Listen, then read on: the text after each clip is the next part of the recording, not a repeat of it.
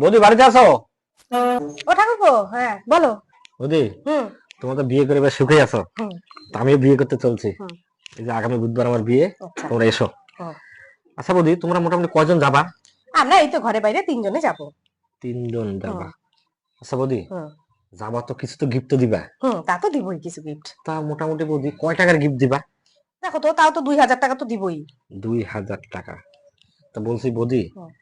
ওই 2000 টাকার গিফটে না কিছু দিতে হবে না, আমাকে না 2000 টাকা ক্যাশ দিয়ে দিও। আচ্ছা, সে দিবনি, ক্যাশই দিব। আচ্ছা ক্যাশ। আচ্ছা বৌদি, একটা কথা বলছিলাম, হুম।